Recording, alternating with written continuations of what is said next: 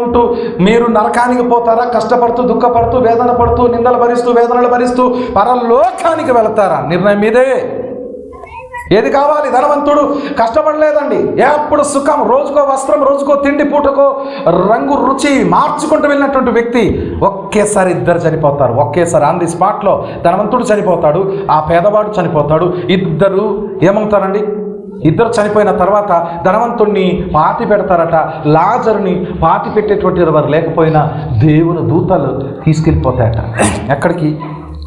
పారదైసికి. కింది వాక్యంలో అదే ఉంది, చదవండి, మీకు అర్థం కావడానికి చెప్తున్నాను. ఎంత అద్భుతమైన మాటలు మీకు అర్థమైతేనండి ఇకపైన భక్తిలో మీరు మునుగుతారు, భక్తిలో తేలుతారు. మీరు చూడండి ఏమన్నాడండి ఇక్కడ, ఏమన్నాడు? అలాగే నేను లాజరు కష్టమును అనుభవించిన జ్ఞాపకం చేసుకొనుము, ఇప్పుడైతే వాడు ఇక్కడ నెమ్మది పొందుచున్నాడు. గట్టిగా జబులు కొట్టి ప్రకమైపరచండి. నెమ్మది పొందుచున్నాడు లాజరు. ప్రియులారా గమనించాలందరికీ చెప్తున్నాను, ఎవరైతే దేవుని కోసం కష్టపడుతున్నారో, నిందపడుతున్నారో, దుఃఖపడుతున్నారో, చర్చికి వెళ్తూ కొద్దిమంది దెబ్బలు తింటున్నారు, టాపులు తింటున్నారు, కొద్దిమంది చీవట్లు కాస్తున్నారు, ఎన్నో హింసలు పొందుతున్నారు.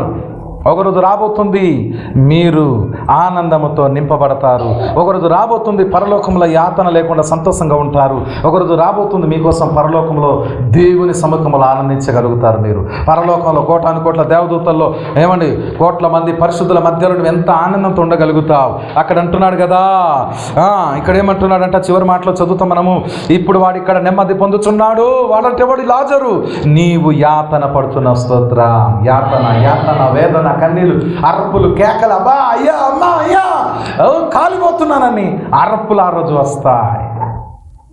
అర్పులు, కేకలు వినబడతాయి, అర్పులు వినబడతాయి. అర్పులే.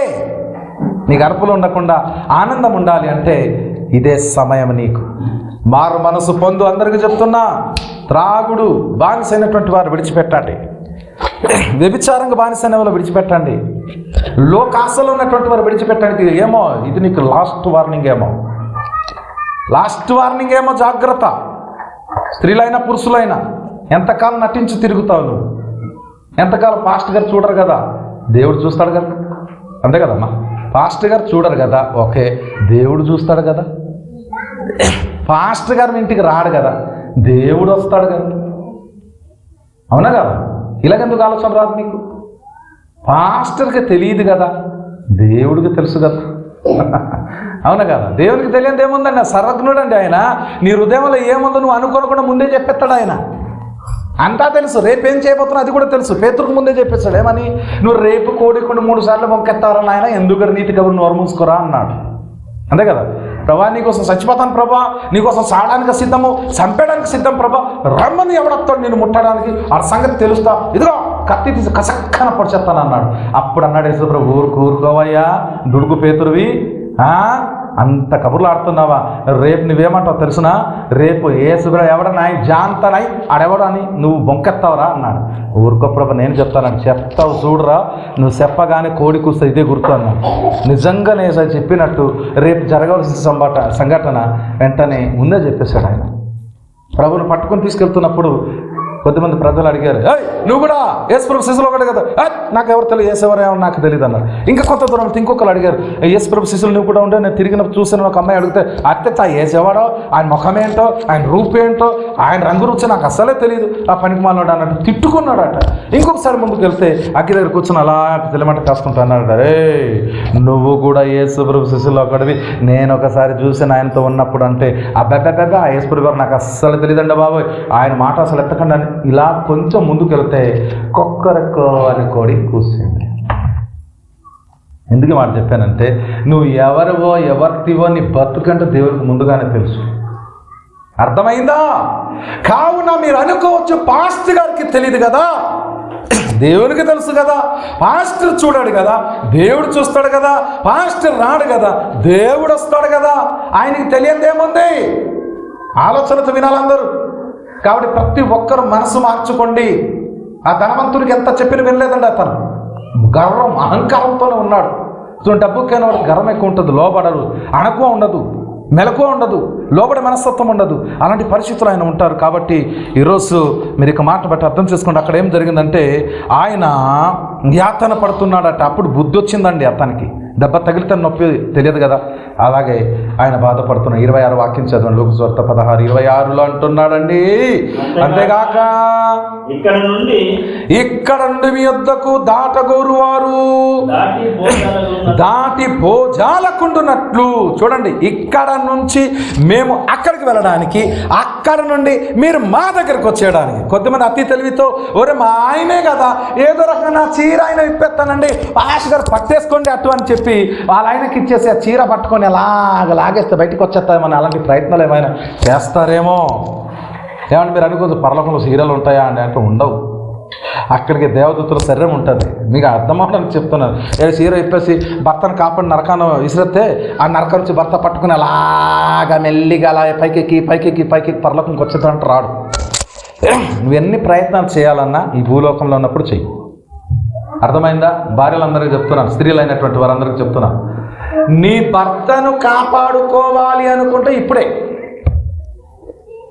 ఒక్కసారి ఆయన కళ్ళు మూసడానికి అంతే సంగతులు, ఆయన ఇంకా రాడు. నువ్వు ఒంటరిగానే వెళ్ళాలి. అక్కడ ఏమైనా చేయాలి ఇప్పుడు చెయ్యి, నీ భర్త కోసం ఏదైనా.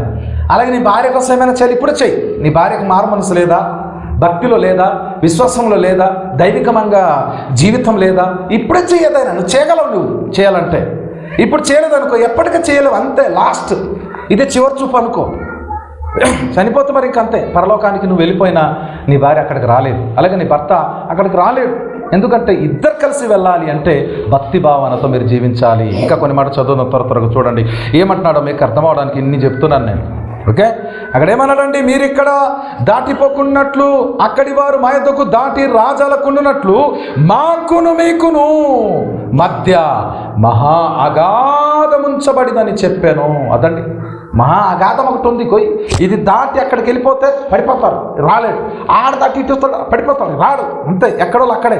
ఒక కిందికి పడ్డారనుకో అగ్నిలో కాలుతూనే ఉంటారు. మీకు అర్థమైంది అనుకుంటా. ఒక్కసారి ఒక వ్యక్తి పడ్డాడే అనుకోండి, వాడు ఇంకా తిరిగి బ్రతికే ఛాన్సే లేదు. మీకు అర్థం, ఒక వీడియో ఉంది, తర్వాత చూపిస్తాను, లాస్ట్లో మెసేజ్ అయిన తర్వాత చూపిస్తాను. ఒక్కసారి పడ్డాడే అనుకోండి బయటికి రాడు. యోగ గ్రంథంలో కూడా అదే అంటాడు, ఒక్కసారి ఒక క్షణములో ఒక వ్యక్తి పాతాళంలో దిగిపోతాడట, దిగిపోయి మరలా పైకి ఎప్పుడు రాడట. ఆయన కాలుతూనే ఉంటాడట, మరి రాడు. అంతే, నీతో రాబెట్టుకోవాలంటే ఇప్పుడే ప్రయత్నించు. అందరికీ చెప్తారు, స్త్రీలకి, పురుషులకి, తల్లిదండ్రులకు, పిల్లలకు అందరికి హెచ్చరికేదే. మీ ఇంటి వారు ఎవరైనా దైవికంగా లేకపోతే వారిని ప్రభు మార్గం నడిపించు.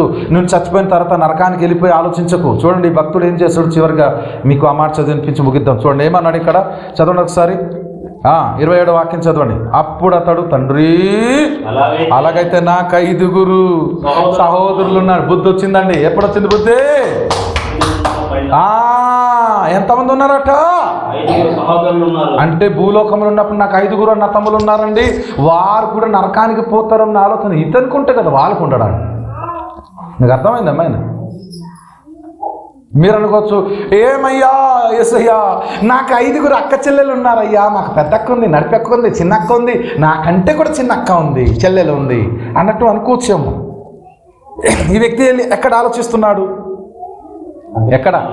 అగ్నిగుండంలో పడి అతనికి ఛాన్స్ లేదు. మరి ఛాన్స్ లేదు. నాకు 5 సహోదరులు ఉన్నారు, నేను ఎలాగ నమ్మలేదు, అగ్ని కాలిపోతున్నారు, అయ్యో వాళ్ళు కూడా కాలిపోతారే, ఏం చేయాలన్నట్టు. అంటే కిందికి ఏమన్నాడు చూడండి, ఏమన్నాడు కిందికి, వారును ఈ వేదనకరమైన స్థలమునకు రాకుండా వారికి సాక్ష్యం ఇచ్చుటకై నా తండ్రి ఇంటికి వాని పంపవలనని నిన్ను వేడుకొనుచున్నాను. పాప ఎంత మాట! ఎవరిని పంపాలట? తండ్రి ఇంటికి లాజర్ని పంపేయండి. లాజర్ వెళ్ళి చెప్తారు, నరకం వెళ్ళి చూసొచ్చండి రాయ్, నమ్మండి రాయ్, చస్తారు రాయ్, అగ్నికి పోతారు రాయ్ అని చెప్తే నమ్ముతారేమో.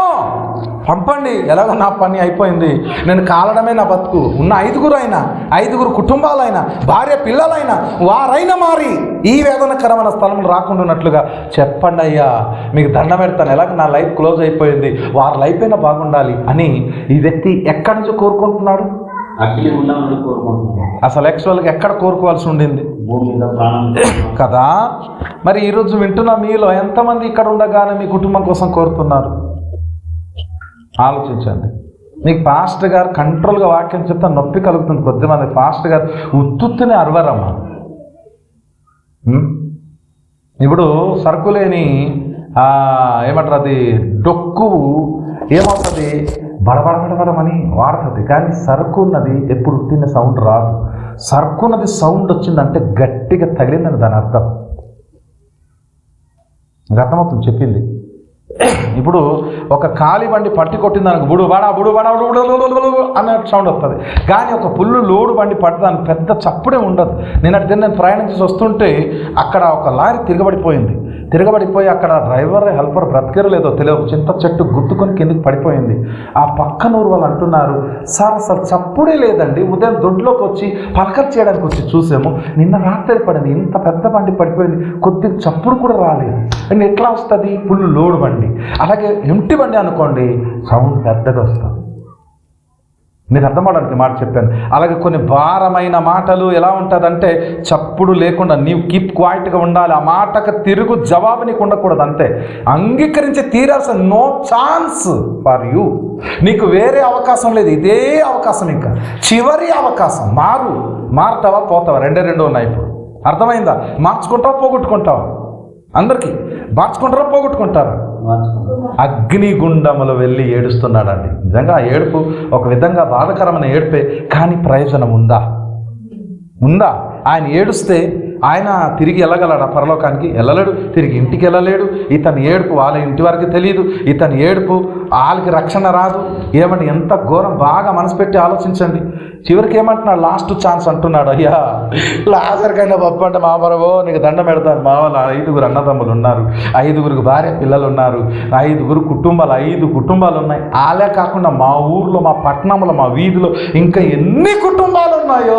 అయ్యో అయ్యో అయ్యో, వారందరూ నరకానికి వచ్చేస్తారు కదా. మా వీధి వాళ్ళు, మా రక్త సంబంధులు, మా అత్తమామలు అయినటువంటి పెద్దనాన్న, చిన్నాయన, అత్తయ్య, మామయ్య ఎందరో నరకానికి వచ్చేస్తారయ్యా, ప్లీజ్ పంపించంటే అప్పుడు ఒక మాట అయినారండి, దిమ్మ తిరిగి బొమ్మ కనబడిన మాట చెప్పాడు. ఒకటి చూడండి ఒకసారి. అందుకు అబ్రాహాము అన్నాడండి, చూడండి మోసేయు చూడండి ప్రవక్తలను ఉన్నారు. ఎవరున్నారట? ఎవరన్నా? మోసే, ప్రవక్తలు ఉన్నారు. మోస అంటే పాస్టర్ గారు ఉన్నారా?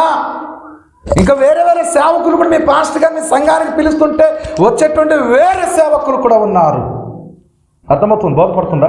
పాస్టర్ ఉన్నారు. నువ్వు అగ్నిలో ఉంచి చచ్చిపోయిన వాడు ఒకటి పరలోకానికి వెళ్ళిపోయి నువ్వు అగ్నికి వచ్చేసావు. ఇప్పుడు మన సంఘంలో 2 ఒకే రోజు చచ్చిపోయారు అనుకుందాం, కొద్దిసేపు ఎవరు చావరు, కానీ అనుకుందాం ఒకడు మంచి నీతికున్నాడు చచ్చిపోయాడు, ఇంకోటి బాగా తాగి తన్నలాడో చచ్చిపోయాడు. 2 ఒకే ఊరు వాళ్ళు చచ్చిపోయారు. ఒకడు అగ్నికి పడ్డాడు, ఒకడు పరలోకానికి వెళ్ళిపోయాడు. 2 ఒకరినొకరు చూసుకున్నారు. ఈ అగ్నికి వెళ్ళిన వాడు ఆలోచించి, అయ్యో మా ఇంట్లో కూడా చాలా మంది ఉన్నారు, నేను తాగుతున్నాను, నేను వచ్చేసాను, మావాడు కూడా తాగుతున్నాను, వాడు కూడా వచ్చేస్తాడు. కాబట్టి ఇక్కడ రాకుండా ఉండాలంటే తాగుడు మానాలా, చర్చికి వెళ్ళాలా, దేవుని నమ్ముకోవాలా, ఎలాగైనా పంపించాలి అనే ఆలోచన అతనికి వస్తుంది. ఆ టైపులోని ఈ ఆలోచన అర్థమైంది. ఇక్కడ ఏం చెప్పాడండి, ఏమన్నాడు? మరలా చదవండి ఆ మాట. అందుకు అబ్రాహాము వారి యొద్ద మోసేయు ప్రవక్తలను ఉన్నారు. తర్వాత ఏమన్నారట?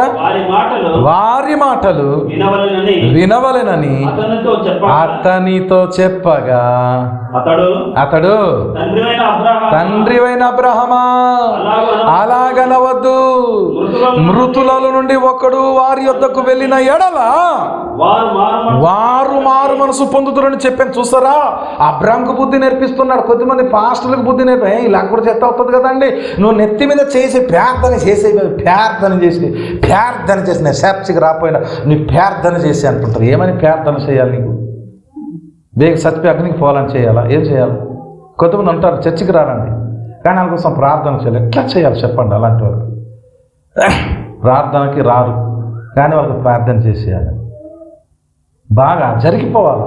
కానీ దేవుని కోసం కష్టపడరు, దేవుని కోసం ఇవ్వరు, దేవుని కోసం నిలబడరు, దేవుని సన్నిధికి వెళ్ళాలి. ఎట్లా అవుతుంది చెప్పండి ఒకసారి?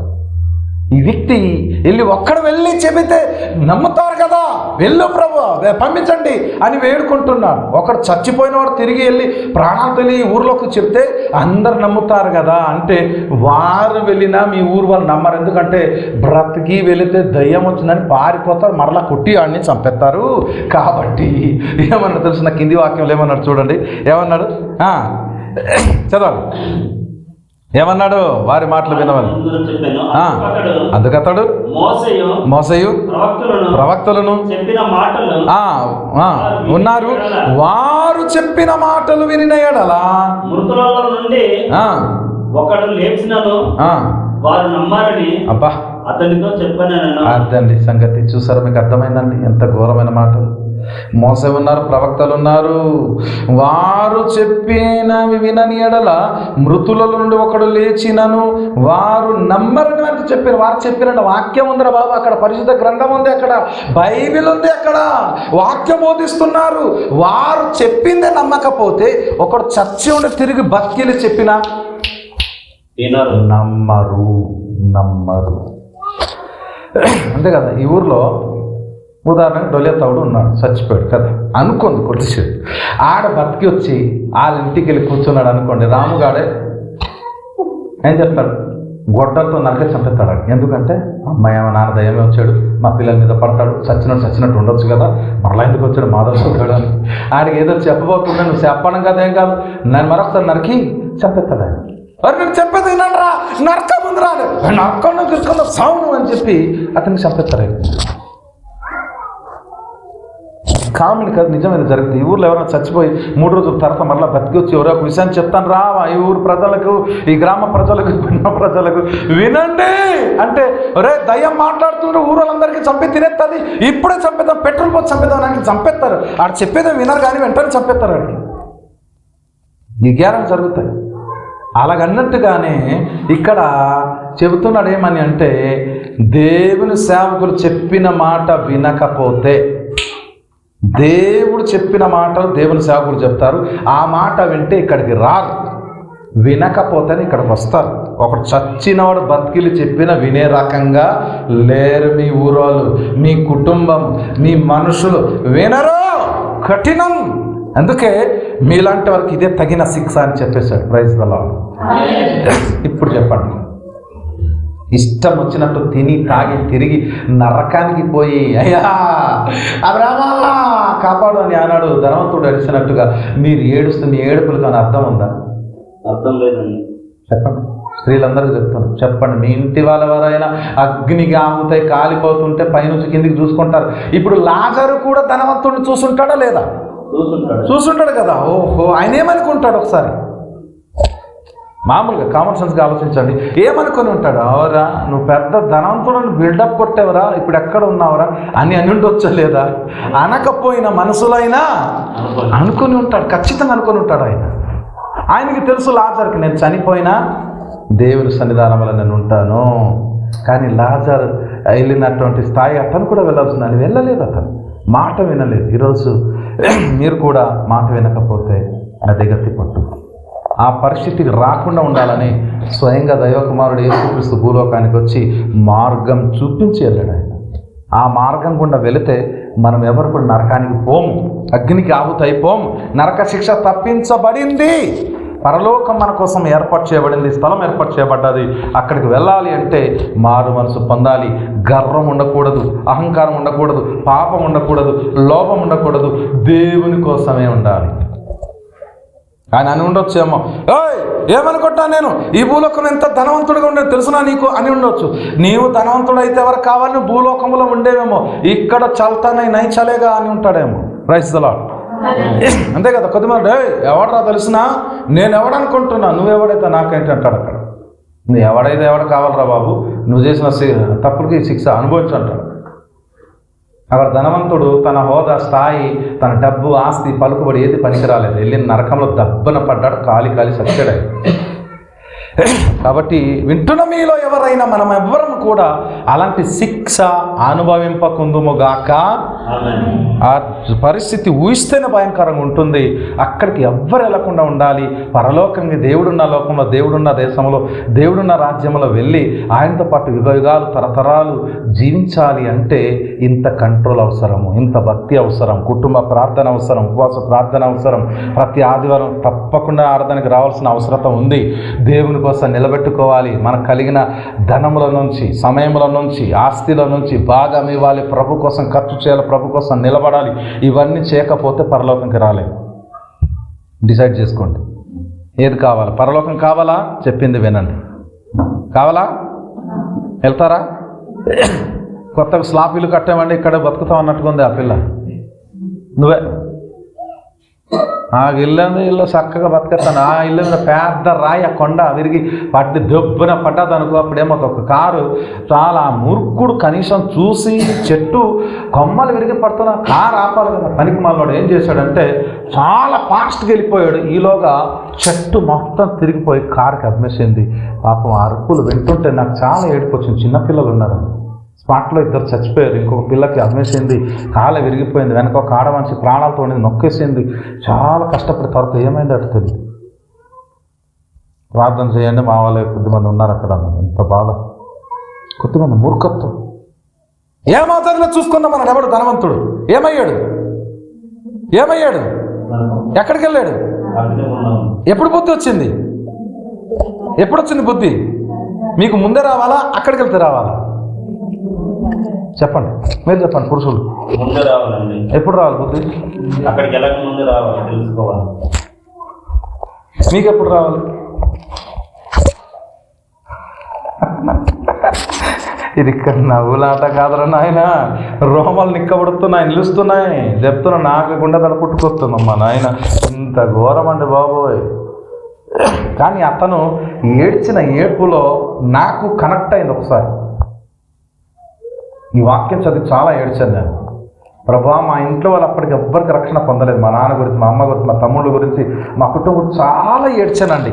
ఆ పొజిషన్లో నేను ఉంటే నా కుటుంబాన్ని రక్షించుకోలేకపోతే అయ్యో మా కుటుంబం అంతా నరకానికి పోతారు కదా అనేటువంటి ఒక బాధ. కాబట్టి మీలో అందరూ కూడా అదే బాధ్యత కలిగి ఉండాలి. నేను పరలోకంకి వెళ్ళాలి, మా వారందరిని పరలోకం తీసుకెళ్ళాలి. Praise the lord. అలాంటి భక్తితో మీరు ఉంటేనే తప్ప మీరు వెళ్ళరు, మీ వారిని కూడా తీసుకొని పోరు. అందుకే కంట్రోల్.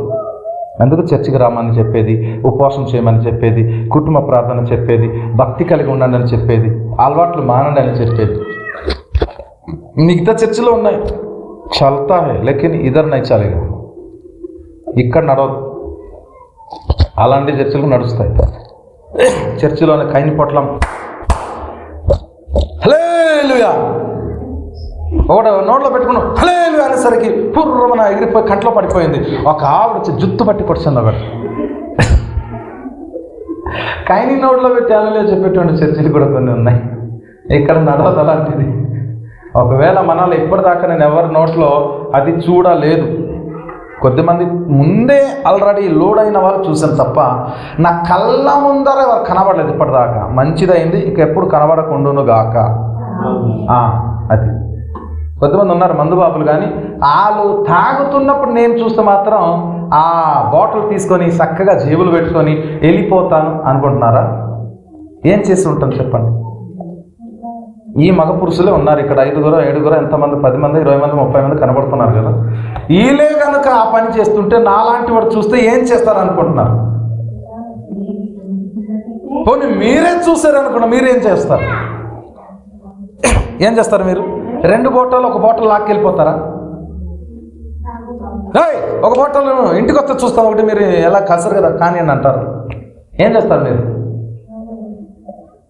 నెత్తి మీద కొట్టడం గట్రా చేయకండి, ఎందుకంటే తల పగిలితే నువ్వే హాస్పిటల్ తీసుకెళ్ళాలి. అప్పుడు ఏం చేయాలి? బుద్ధి ఉన్నది అయితే విసిరి పాడేయాలి. ఎక్కడా? చెరువు దగ్గర అంటే తెలివైన ఏం చేస్తాడో ఇక్కడ పడిన రాళ్ళు వెతుకుతాడు, చేపలు పట్టినట్టు. ఏంటే సహాదరాయి అని చెప్పి పగలగొట్టి పడేయాలి ఎక్కడ.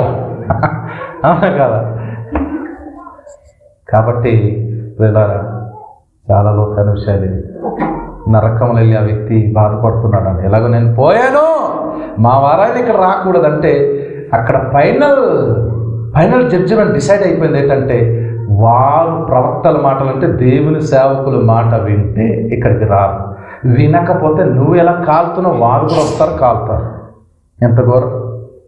కాబట్టి నువ్వు పరలోకానికి వెళ్ళిపోతే కుదరదు, నీ వారు కూడా పరలోకానికి వెళ్ళాలి. చూడండి, ఆ వ్యక్తి నరకంలో వెళ్ళి నరకంలో మా వాళ్ళు రాకూడదని ఆలోచిస్తున్నాడు. మంచి ఆలోచనే, కానీ సరైన ప్లేస్ కాదు. మరి నేను ఎలా చర్చికి రావట్లేదు, మీరైనా వెళ్ళంటారు చర్చికి బాగుండని ఎప్పుడు చెప్పాల్సింది? ఆయన ఎక్కడున్నప్పుడు చెప్పాల్సింది? బతుకున్నప్పుడు. ఇప్పుడు ఆయన అనుకుంటున్నాడు, చెబుతున్నాడు. ఎవరు వింటారు ఆ మాటలు? ఎవరు విన్నారు? కాబట్టి అందరికీ జ్ఞానోదయం అయింది అనుకుంటున్నాను. అందరి మోకాల మీద నిల్చొని ఒక మంచి నిర్ణయం తీసుకోండి. ప్రభువా, నేను నా ఇంటి వారు నీ రాజ్యంలో రావాలి. లాజర్ లాంటి మనసు నాకు ఇవ్వండి, ధనవంతులు లాంటి మనస్తత్వం నాకు వద్దు ప్రభువా. నేను నా కుటుంబం రక్షించబడాలి, పరలోకానికి వెళ్ళాలి, నీ రాజ్యంలో చేరుకోవాలి, నీ కొరకు నిలబడాలి, నీ వాక్యానుసారంగా బ్రతకాలి, నీ కొరకు జీవించాలి. నాకు అలాంటి ధన్యత దయచేయమని అందరూ కూడా మోకాల మీద నిల్చొని ప్రభువునకు ప్రార్థన చేద్దాం. అందరూ తలలు వంచండి, ప్రార్థన చేసుకుందాం. ప్రతి ఒక్కరు తలలు వంచండి.